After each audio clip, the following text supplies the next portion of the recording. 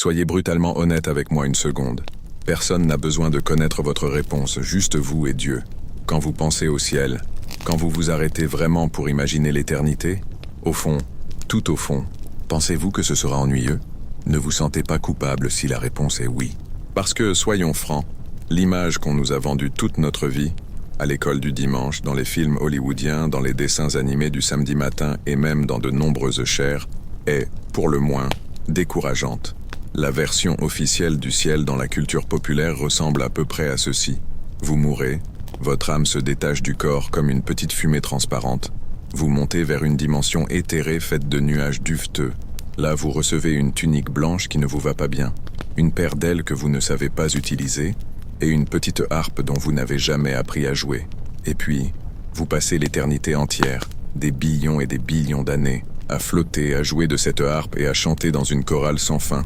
Pas de défi, pas de projet, pas de pizza, pas de football, pas de vrai câlin, juste une existence spirituelle. Si c'est ça le ciel, je comprends parfaitement pourquoi beaucoup de gens, y compris des chrétiens dévots, ne sont pas pressés d'y aller. Cela ressemble à une salle d'attente de médecins qui ne ferme jamais. Cela ressemble à une retraite spirituelle interminable dont vous ne pouvez pas vous échapper. Si l'alternative à l'enfer est l'ennui éternel, l'éternité ressemble à un fardeau, pas à un cadeau. Mais, et si je vous disais que tout cela est un mensonge éhonté? Et si je vous disais que cette image de petits nuages, fantômes et harpes ne vient pas de la Bible? C'est un mélange toxique de philosophie grecque antique qui détestait le corps physique et de l'imagination limitée des artistes médiévaux. Vous avez été trompés. Nous avons tous été trompés. La vérité que la Bible cache dans ses pages les plus glorieuses est souvent ignorée et que l'au-delà n'est pas une retraite spirituelle fantomatique. C'est une explosion de vie physique, tangible, sensorielle et excitante. Aujourd'hui, nous allons procéder à une démolition contrôlée. Nous allons abattre l'image ennuyeuse du ciel qu'ils ont construite dans votre tête et nous allons la reconstruire brique par brique en utilisant uniquement ce que la Bible dit vraiment. Préparez-vous à découvrir un futur où vous ne serez pas un fantôme.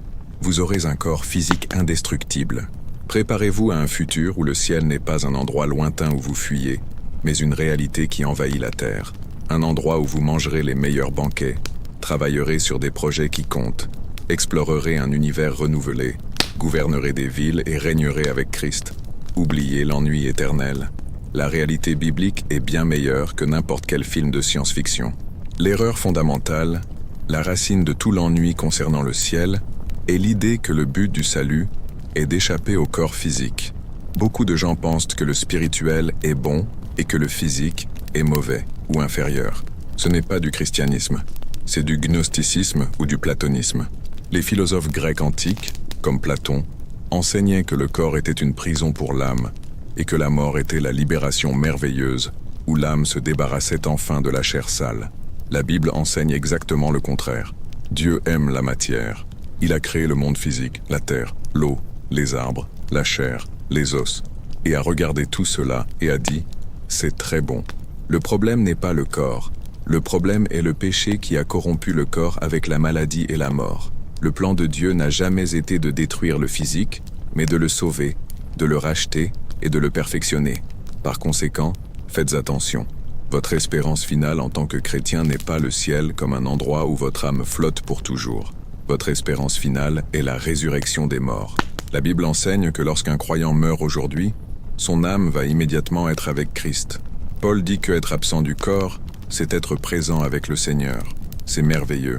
C'est ce que nous appelons l'état intermédiaire.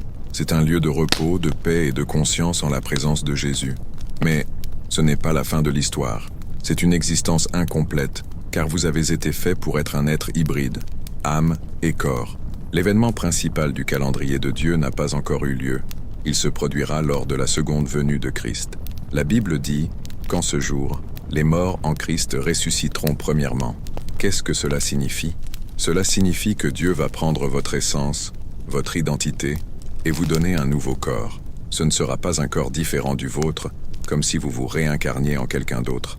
Ce sera votre corps, mais glorifié. Il y aura continuité et en même temps, une transformation radicale. Comment sera ce corps? Nous n'avons pas besoin de deviner. L'apôtre Paul utilise une analogie brillante dans 1 Corinthiens 15. Il compare notre corps actuel à une graine. Quand vous plantez une graine de chêne dans le sol, elle semble morte, sèche, petite, elle se décompose. Mais que n'est-il d'elle? Un arbre majestueux, fort et énorme. La graine et l'arbre sont la même vie, mais à des stades de gloire complètement différents. Paul dit, « Le corps est semé corruptible, il ressuscite incorruptible. Il est semé méprisable, il ressuscite glorieux. Il est semé infirme, il ressuscite plein de force. Mais la plus grande preuve de ce que nous serons est Jésus lui-même. » Philippiens 3, 21 dit que Jésus transformera le corps de notre humiliation en le rendant semblable au corps de sa gloire. Jésus ressuscité est le prototype de notre humanité future.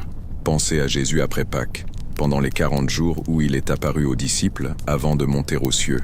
Était-il un fantôme? Absolument pas. Dans Luc 24, les disciples sont terrorisés, pensant voir un esprit. Que dit Jésus? Il dit, « Voyez mes mains et mes pieds, c'est bien moi. Touchez-moi et voyez. Un esprit n'a ni chair ni os, comme vous voyez que j'ai. » Il avait de la chair, il avait des os, il pouvait être touché. Il occupait un espace physique. Les femmes ont embrassé ses pieds pour l'adorer. Et puis, pour prouver une fois pour toutes que ce n'était pas une hallucination, il a posé la question la plus humaine possible. « Avez-vous ici quelque chose à manger ?» Ils lui donnèrent un morceau de poisson rôti et un rayon de miel. Et la Bible prend soin de noter, il le prit et mangea devant eux. Les fantômes n'ont pas d'estomac. Les fantômes ne digèrent pas le poisson. Qu'est-ce que cela signifie pour vous? Cela signifie que dans le ciel définitif, dans l'éternité, vous n'allez pas flotter. Vous aurez des pieds pour marcher sur l'herbe nouvelle. Vous aurez des bras pour donner de vrais câlins, serrés, aux gens que vous aimez et qui sont déjà partis. Vous aurez des yeux physiques pour voir des couleurs qui n'existent peut-être même pas aujourd'hui. Vous aurez des oreilles pour entendre la musique parfaite. Et oui, préparez-vous à la meilleure nouvelle de toutes. Il y aura des banquets. La Bible n'utilise pas l'image de la nourriture comme une métaphore vide. Ésaïe 25 prophétise que Dieu préparera un festin de mets succulents, un festin de vin vieux. Jésus a dit lors de la dernière scène qu'il boirait de nouveau du fruit de la vigne avec nous dans le royaume de son Père. L'Apocalypse parle des noces de l'agneau. Nous allons manger, boire, rire et célébrer physiquement. La seule différence est que votre corps sera parfait. Pas de diabète, pas de cholestérol élevé, pas d'allergie, pas de prise de poids indésirable, pas de fatigue après le repas. Un corps conçu pour le plaisir maximal en la présence de Dieu, sans les limitations du péché. Le ciel n'est pas la fin de votre existence physique, c'est la version 2.0 de celle-ci, turbo-compressée par la gloire de Dieu. Cela nous amène au deuxième grand mythe qui concerne la localisation. Où allons-nous passer l'éternité avec ces nouveaux corps? La tendance naturelle est de pointer vers le haut, vers l'espace sidéral, au-delà des étoiles. L'idée populaire est que la Terre est comme une fusée jetable. Elle sert à nous lancer vers le ciel. Et une fois l'humanité sauvée, Dieu va froisser cette planète comme une vieille canette de soda et la jeter dans les ordures cosmiques, ou la brûler jusqu'à ce qu'il ne reste plus rien. Encore une fois, c'est une mauvaise lecture de la Bible. Le plan final de Dieu n'est pas l'évacuation de la Terre, c'est la restauration de la Terre. Dans Romains 8, l'apôtre Paul nous donne une vision spectaculaire du cosmos. Il dit que ce n'est pas seulement nous qui gémissons en attendant la rédemption de nos corps. Il dit que la création elle-même gémit et souffre les douleurs de l'enfantement. La nature, les animaux, les forêts, les océans, a été soumise à la vanité et à la corruption à cause du péché humain. La planète est brisée à cause de nous. Mais Paul dit que la création a de l'espoir. Elle attend la révélation des fils de Dieu. Pourquoi? Parce que lorsque nous serons ressuscités et glorifiés, la malédiction qui pèse sur la terre sera brisée. La planète physique sera libérée de la servitude de la corruption. Dieu n'est pas un artiste qui échoue, jette sa toile et recommence à zéro. Il est le grand restaurateur. Il va prendre cette toile souillée par le péché et va la nettoyer, la restaurer à sa gloire originale et la rendre encore meilleure que l'Éden. Le point culminant de la Bible, dans les chapitres 21 et 22 de l'Apocalypse, montre cette réalité de manière choquante. L'apôtre Jean a une vision du futur définitif. Il ne voit pas l'humanité monter en file indienne vers un nuage lointain. Que voit-il? Il écrit « Et je vis descendre du ciel d'auprès de Dieu, la ville sainte, la nouvelle Jérusalem, préparée comme une épouse qui s'est parée pour son époux. Et j'entendis du trône une forte voix qui disait « Voici le tabernacle de Dieu avec les hommes, Il habitera avec eux et ils seront son peuple, et Dieu lui-même sera avec eux. Avez-vous saisi la dynamique? Ce n'est pas nous qui allons au ciel, c'est le ciel qui descend sur terre. Le ciel n'est pas seulement un lieu, c'est là où Dieu est. Le plan final était que la dimension de Dieu et notre dimension physique fusionnent complètement. Le voile qui sépare le visible de l'invisible sera retiré pour toujours. La Bible appelle cet endroit « nouveaux cieux et nouvelle terre ». Imaginez cette planète. Maintenant, retirez-en tout ce qui cause de la douleur. Retirez les tremblements de terre, les tsunamis, les ouragans. Retirez les virus, les bactéries nocives, les moustiques qui transmettent des maladies. Retirez la pollution, les décharges, les radiations. Retirez la prédation et la violence du règne animal. Comme Ésaïe l'a prophétisé, le loup habitera avec l'agneau, et la panthère se couchera avec le chevreau, et un petit enfant les conduira. Que reste-t-il? Il reste une planète d'une beauté inimaginable, un jardin d'Éden étendu à une échelle mondiale. Le ciel définitif sera un endroit avec de vraies montagnes à gravir, sans risque de tomber et de mourir. Des rivières cristallines pour nager, comme le fleuve d'eau de la vie mentionné dans l'Apocalypse. Des forêts luxuriantes à explorer, et oui, des villes vibrantes. La Nouvelle Jérusalem est décrite comme une ville physique. Elle a des dimensions qui peuvent être mesurées. Elle a des murs de jaspe, des fondations ornées de pierres précieuses, des rues d'or transparents. Elle a une architecture. Elle a des portes qui ne se ferment jamais. C'est la fusion parfaite entre la nature intacte, le jardin, et la culture humaine parfaite, la ville. C'est un environnement tangible pour nos corps tangibles. Vous n'allez pas passer l'éternité à flotter dans le vide. Vous allez marcher sur la terre ferme, sentir l'odeur des fleurs qui ne fanent jamais, et voir la lumière de Dieu illuminant une création parfaitement restaurée. Et cela nous amène à la peur finale, celle que personne n'aime admettre à l'Église, la peur de l'ennui. S'il n'y a pas de péché, pas de conflit, pas de délais urgents, pas de factures à payer, pas d'ennemis à combattre, qu'allons-nous faire pendant des billions et des billions d'années? L'image classique est celle du culte éternel. Allons-nous passer l'éternité entière à chanter des chants d'adoration dans une boucle infinie? L'adoration sera, oui, le centre de tout. Nous serons face à face avec Dieu, la source de toute beauté et joie, et notre réponse naturelle sera la louange. Mais la Bible définit l'adoration de manière beaucoup plus large que de simples chants à l'église le dimanche. Vous adorez Dieu lorsque vous utilisez les talents qu'il vous a donnés pour refléter sa gloire dans la création. Rappelez-vous le premier mandat que Dieu a donné à l'humanité, là dans la Genèse, avant que le péché n'entre dans le monde? Ce n'était pas « Asseyez-vous et chantez pour moi ». Genèse 1, 28 dit « Soyez féconds, multipliez, remplissez la terre et l'assujettissez, et dominez sur les poissons de la mer, sur les oiseaux du ciel et sur tout animal qui se meut sur la terre. » C'est ce qu'on appelle le mandat culturel. Dieu a créé l'homme à son image pour être un sous-créateur, un gestionnaire, un gouvernant de la terre. Nous avons été faits pour travailler, créer, gouverner, cultiver et développer le potentiel de la création. C'était avant le péché.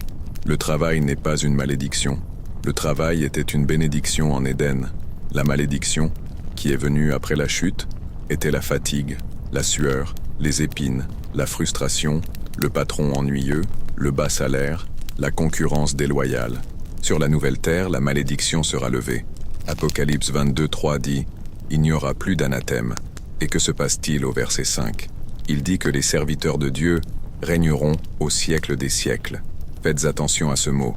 Régnez. Vous n'allez pas rester assis sur un nuage. Vous allez gouverner. Vous aurez des responsabilités. Il y aura une structure d'autorité dans le royaume de Dieu. Pensez aux talents et passions que vous avez aujourd'hui. Vous aimez la musique, l'architecture, l'ingénierie, la science, l'exploration, la botanique, la cuisine, la littérature. Pensez-vous que Dieu, qui est le créateur de toutes ces choses, vous a donné ses goûts et compétences juste pour tout jeter quand vous mourrez et vous donner une harpe? Bien sûr que non. Les dons de Dieu sont irrévocables. Au ciel, vous utiliserez ces dons à leur capacité maximale, sans les limitations du péché, de la fatigue ou de l'égoïsme. Imaginez composer des musiques qui n'ont jamais été entendues, avec un esprit parfait et des instruments parfaits, pour la gloire de Dieu. Imaginez concevoir des bâtiments dans la Nouvelle Jérusalem qui défient la gravité, en utilisant des matériaux qui n'existent pas aujourd'hui. Imaginez étudier la science de la nouvelle création, explorant des galaxies lointaines dans le nouvel univers, sans les limitations de notre technologie actuelle, découvrant les merveilles de l'Esprit de Dieu imprimées dans le cosmos. Imaginez écrire des histoires qui reflètent la grande histoire de la rédemption. Il y aura de la culture, il y aura de l'apprentissage, il y aura de la découverte. Dieu est infini. Cela signifie que nous n'arriverons jamais à la fin de le connaître ou de connaître les merveilles qu'il a créées. L'éternité ne sera pas une répétition statique du même jour. Ce sera une progression dynamique, une aventure sans fin, où chaque nouveau jour, s'il y a des jours, apportera de nouvelles révélations de la gloire de Dieu et de nouvelles opportunités de le servir et de profiter de lui et de la communauté des saints. Le ciel n'est pas la fin de l'histoire de l'humanité. C'est le début de la vraie histoire. Tout ce que nous avons vécu ici sur cette terre déchue n'était que la préface, la couverture du livre. Le premier chapitre de la vraie vie commence à la résurrection, et c'est un chapitre qui ne finit jamais et où chaque page est meilleure que la précédente. Alors, oubliez le petit fantôme sur le nuage. Jetez cette image. C'est une insulte à la créativité de Dieu et au sacrifice de Christ, qui est mort et ressuscité pour racheter l'homme tout entier, corps et âme, et le monde entier. La Bible vous offre quelque chose de bien meilleur, de beaucoup plus robuste, de beaucoup plus humain. Elle vous offre une espérance solide, non pas un désir vague, mais une certitude garantie par la résurrection de Jésus. L'espérance d'un corps qui ne ressentira plus jamais de douleur au dos, ne luttera plus jamais contre le cancer, ne vieillira plus jamais. L'espérance d'un monde où vous pouvez marcher dans la rue la nuit sans peur, où la nature n'est plus une menace, mais un terrain de jeu. L'espérance d'une éternité pleine de sens, de travail significatif qui ne fatigue pas, de relations profondes sans malentendu ni trahison, et, par-dessus tout, la présence directe, visible et palpable de celui qui est la source de toute joie, Jésus-Christ. Le ciel biblique n'est pas un lieu d'ennui statique, c'est un lieu de vie abondante, à sa puissance maximale. Si notre dernière vidéo sur le péché impardonnable vous a inquiété de ce que vous pourriez perdre, j'espère du fond du cœur que cette vidéo vous rendra excité, impatient et plein d'espoir avec ce que vous pouvez gagner par la foi en Christ. La réalité qui nous attend est beaucoup plus colorée, beaucoup plus physique et beaucoup plus incroyable que nous n'avons jamais osé l'imaginer. C.S. Lewis disait que notre problème n'est pas que nous désirons trop, mais que nous désirons trop peu. Nous nous contentons de jouer dans la boue quand Dieu veut nous offrir des vacances à la mer. Ne vous contentez pas de la boue. Si vous voulez continuer à découvrir les vérités fascinantes que la religion traditionnelle et la culture pop cachent souvent, déforment ou ont simplement oublié, abonnez-vous à la chaîne maintenant. Activez la cloche. Ici, nous n'avons pas peur d'ouvrir la Bible et de voir ce qu'elle dit vraiment, que cela plaise ou non. Je vous vois dans la prochaine vidéo, qui, je vous le garantis, sera une autre surprise qui vous époustouflera. D'ici là, vivez avec l'espérance de la nouvelle terre dans le cœur.